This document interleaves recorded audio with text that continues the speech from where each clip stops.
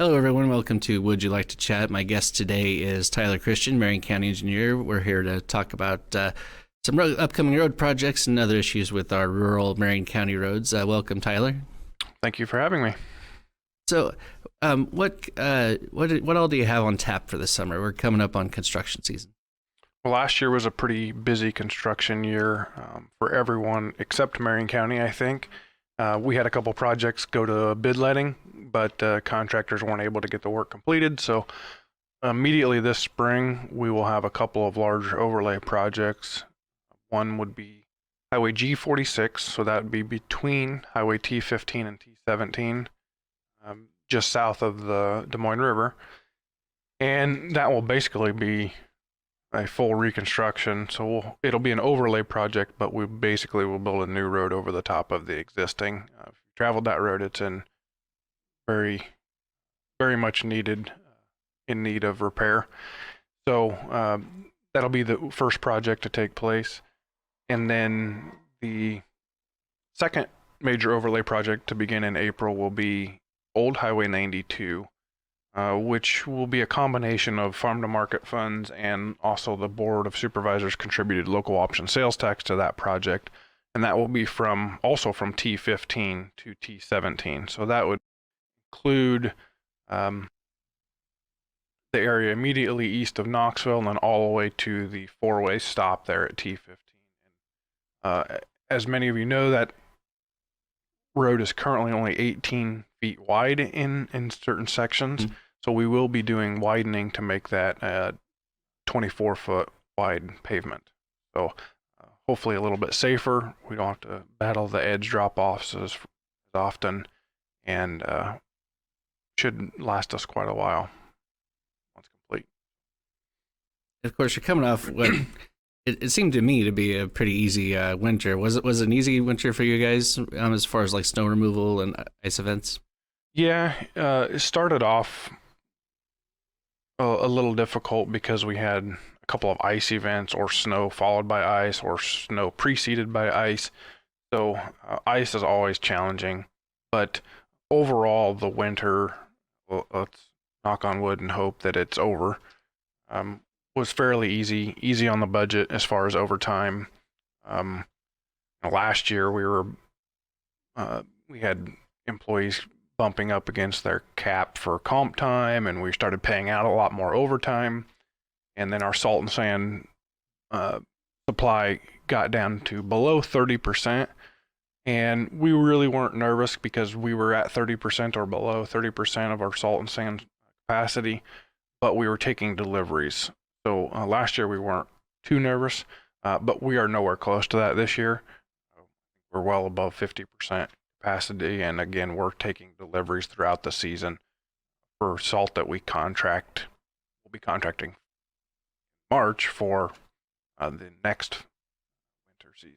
So we're contracted well in advance, and we base that off averages. So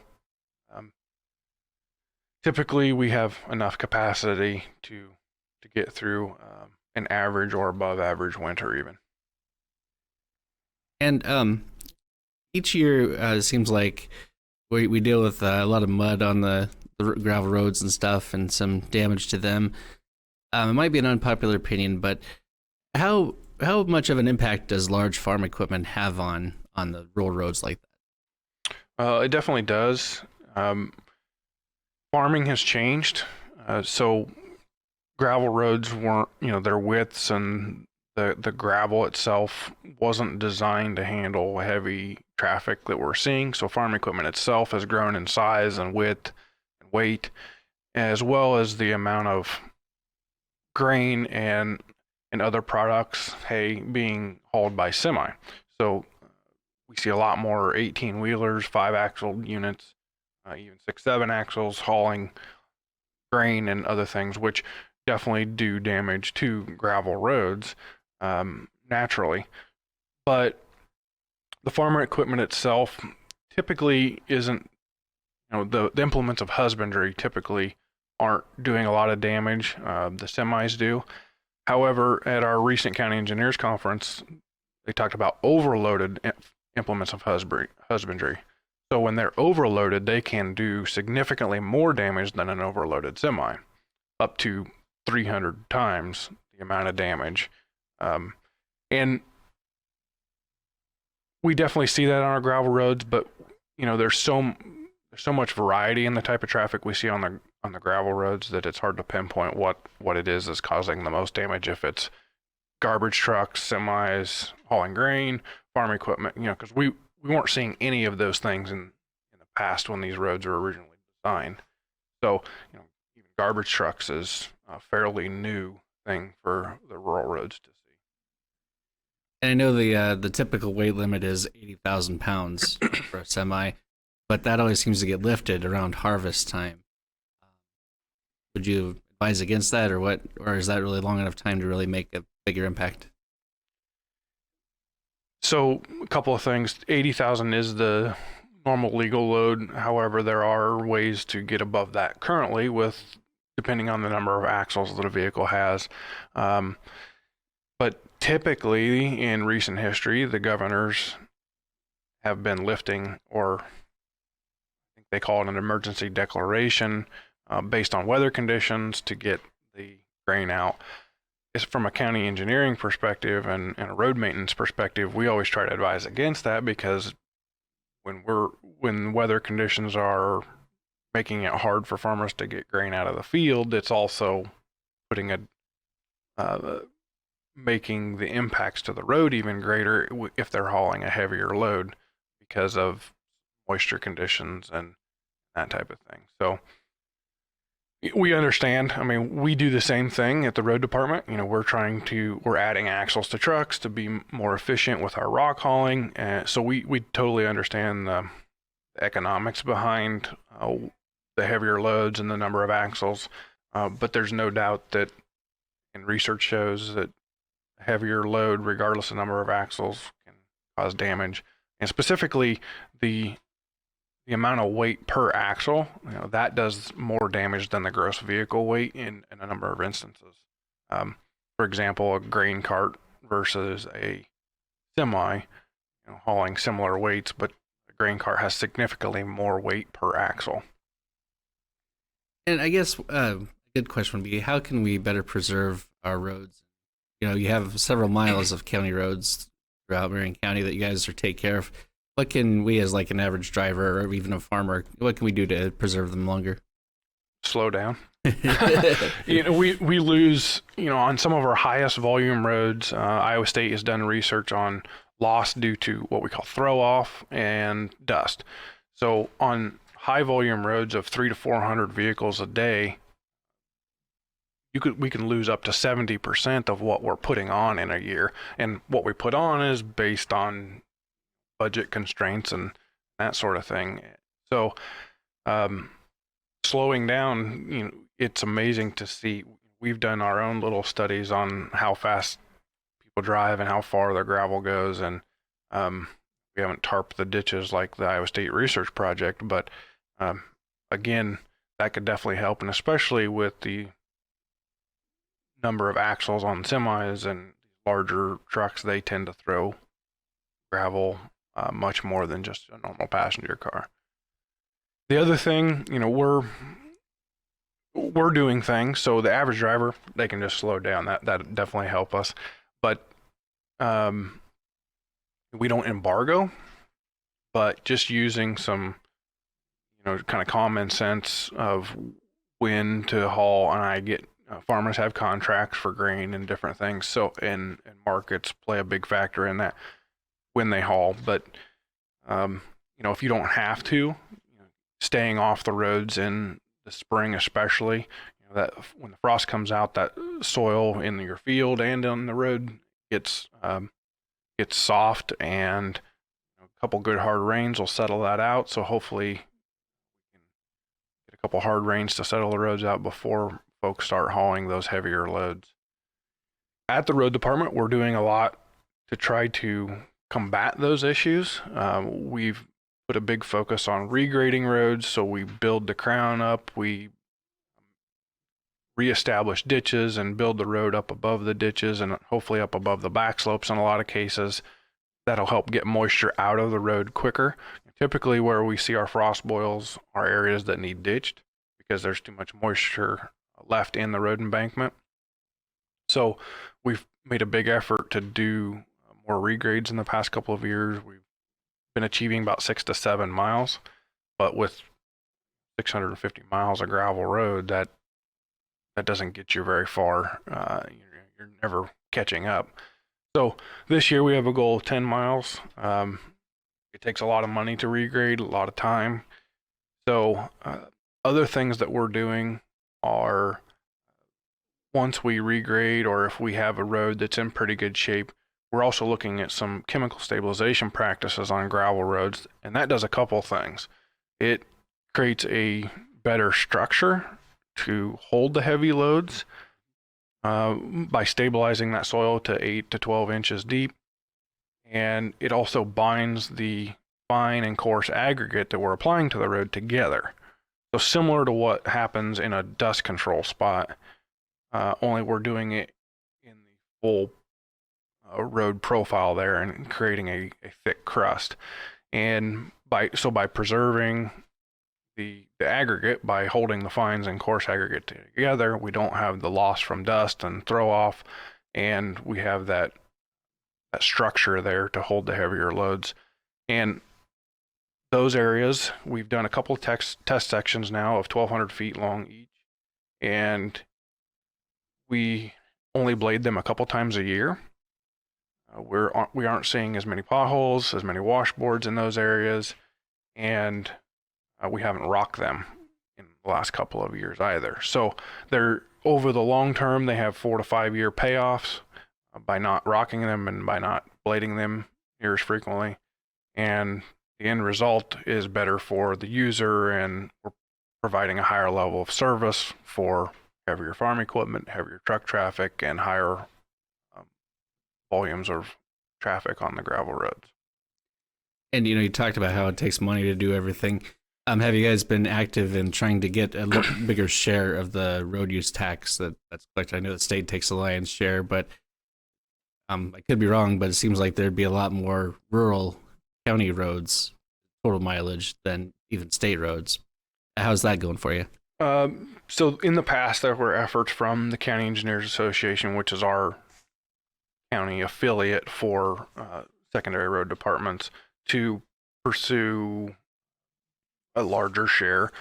Currently, we receive about 32% of the road use tax that's collected for county roads. Some of that is specifically dedicated to safety projects, such as rumble strips and shoulder widenings and that type of thing, and some to our farm to market road system. And then, so about 24% of that comes into our, what we call our operating budget. So that's 24% of what's collected at the pump comes to county road departments to do things like gravel road maintenance, ditching, culvert replacement. We try not to use a lot of that on bridges because we have other funding sources from federal and state to use towards bridges. But no, there hasn't been a lot of change there. And in recent years, the County Engineers Association hasn't pursued a bigger chunk of that because the efforts have been directed towards getting more bang for your buck out of other funding sources, such as the federal money. So the fuel tax collected at the federal level, we got a portion of that in the past for road and bridge projects on specific routes throughout the county. But now, in the last couple of years, we've had a federal aid swap come into play where the state takes all the federal dollars, which then they give us more of the road use tax as a swap. So what that does for counties is it's less kind of red tape. So it helps on both the developmental or design side of a project, but also on the construction side. So we're getting more bang for our buck when we do a project. And many states have done this, in the Midwest especially, and are seeing anywhere from 10 to 15% savings or more bang for their buck on their projects. As far as pursuing more an increase in fuel tax. In 2015, the Iowa legislature passed a 10-cent fuel tax increase, and our County Engineers Association has not pursued that any further. However, I think that could happen because it was such a long time in between that increase and previous increases that inflation, and specifically construction inflation, are far and away outseeding that. So that I could see that coming in the near future. And you mentioned we're having a project partially funded by Lost. And I've heard that other counties that aren't as blessed as Marion County as far as the tax base are having to bond to keep the roads up. All right, we're in no danger of that, are we? Or do you see that coming forward for Marion County? We have never proposed bonding since I've been the county engineer now for 6 years, and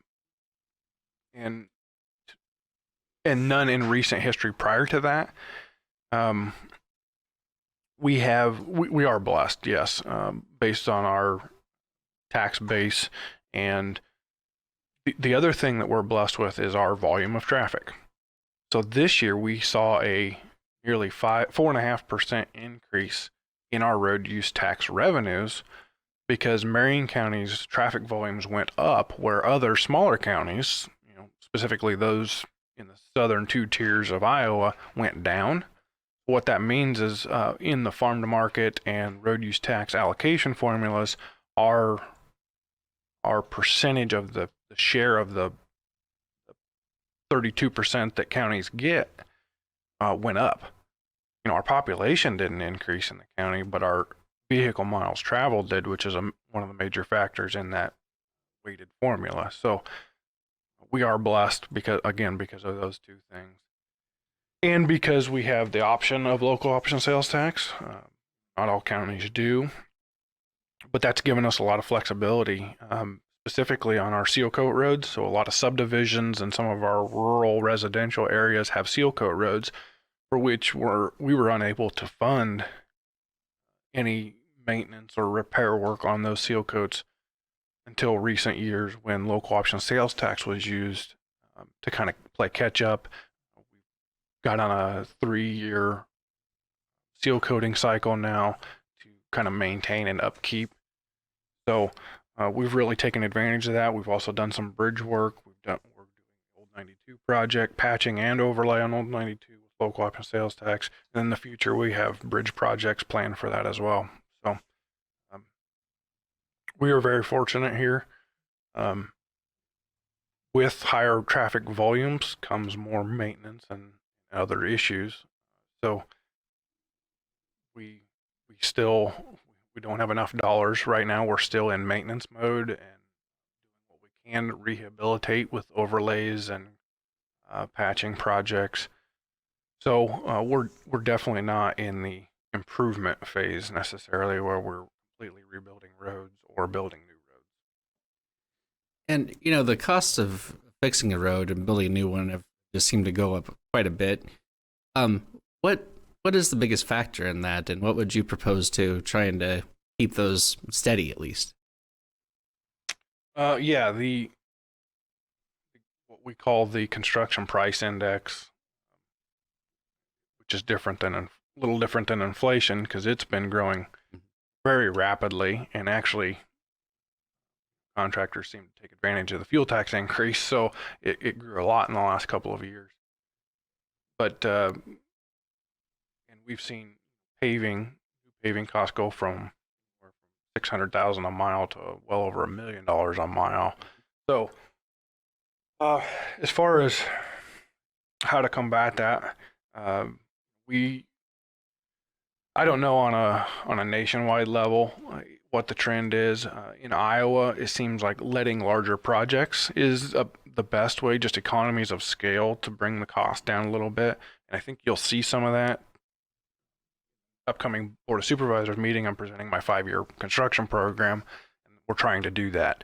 So instead of doing 2 to 5, 6 mile overlay projects and pavement rehabilitation projects, we're doing 14 to 15 mile projects to economies of scale and make our projects more attractive, get more bidders, and then bring unit prices down.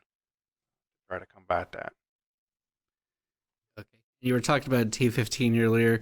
Um, the uh, the Missouri River Energy Services hydroelectric project is just about done. I remember it used to be the county owned the road on top of the dam. Is that still going to be the case? And do you know when that might be fixed up back to normal? Yeah, so last year, I believe it was last year, they had done a very large patch as part of the project. So Missouri River Energy did that as part of the road and traffic agreement that we have with them. Marion County actually doesn't own the right of way. We have easement across the dam from the Army Corps of Engineers for the road. So we are indeed in charge of maintenance of the road, but it is just an easement. And so to date, a couple of months ago, the Board of Supervisors passed a second amendment to our road and traffic agreement with Missouri River Energy. And all of their obligations have basically been fulfilled. The agreement will expire at the end of their construction, which I believe they are looking at August of 2020. So, as far as the surfacing on or road work on the dam itself, they filled their part in patching what they did. We do have road damage payments from them as part of the road and traffic agreement that based on traffic counts. So you probably saw us taking, or actually they were taking traffic counts every 3 months as part of the project. So we will take those dollars and then do patching because there are some damaged areas on the dam, specifically on that north portion, and also on 198th place down below the dam. So we will be incorporating those via our maintenance with our crews, but also in our 5-year program, I believe 4 years out in FY23, we have a major overlay project for T15 scheduled.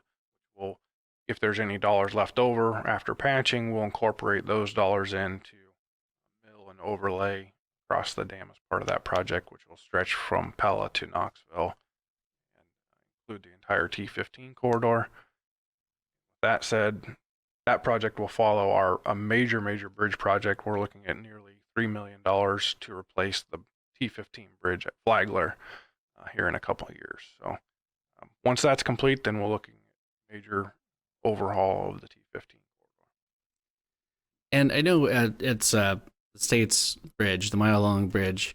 As I've been driving past over that the past couple of weeks, I've seen a lot of crumbling along the side.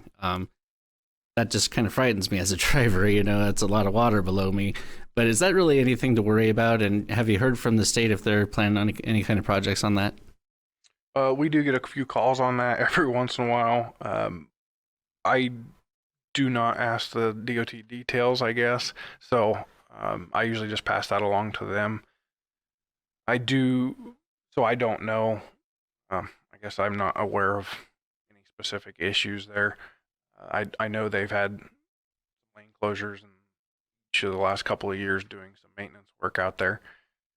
What I do know is there are concerns about the mile-long bridge just based on its age. And one thing that Marion County did in conjunction with the state of Knoxville and Fellow,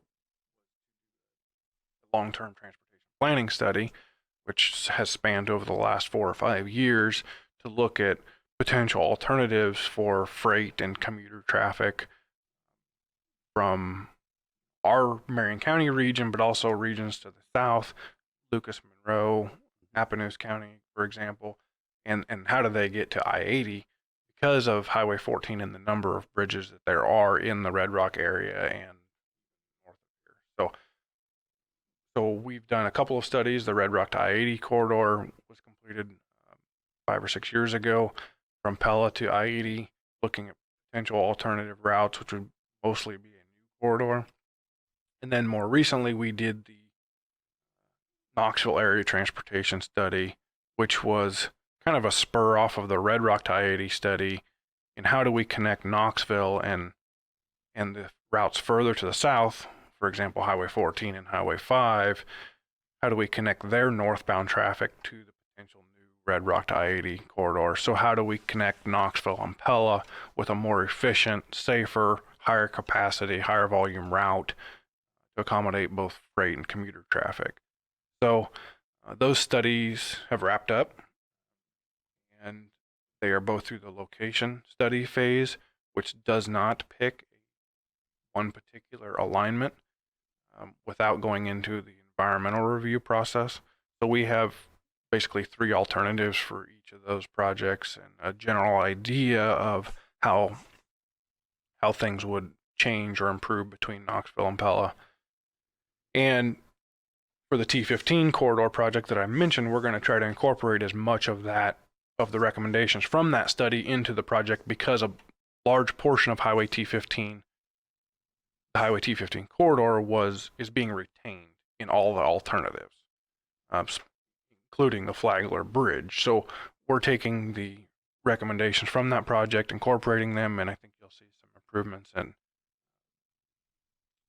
safety, shoulder width, snow storage, and all of that factors into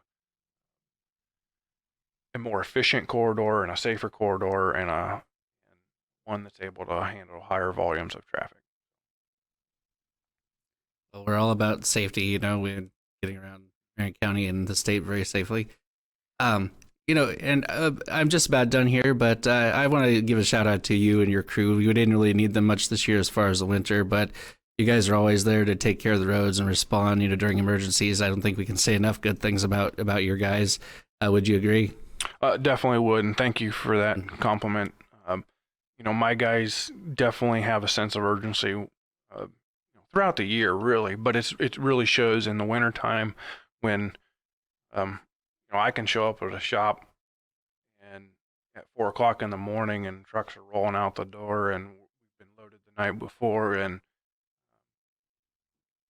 you know, they're always making suggestions to me and to our road maintenance supervisor about how they can get across routes more quickly and more efficiently in the wintertime. You know, we reduced the number of our routes 4 years ago, and we think we've actually seen an improved level of service and an improved efficiency, even though we reduced the number of routes by a lot of the suggestions from those guys. So I too really appreciate their efforts, their sense of urgency, and I know the public does as well. So, Indeed. Well, thanks a lot for joining me today, Tyler. And is there anything more you want to add or be sure to include about what's going to do with your department? No, I just want to echo, you know, safety is a big part of what we do, and we want the drivers to be as safe as possible as well. We're taking a lot of PR initiatives under our wing to help get driver safety, especially in work zones, out there, because our guys are seeing a increasingly number of close calls, we believe due to distracted driving. So we're doing some PR campaigns of our own here in the near future, and just wish that you all remember that those are your neighbors and your friends out there on the county roads doing the work. So slow down and put your cell phone away. All righty. Well, thanks again, Tyler. Yep. Thanks for having me. I'm Steve Woodhouse. This has been Would You Like to Chat? Thank you for joining us today.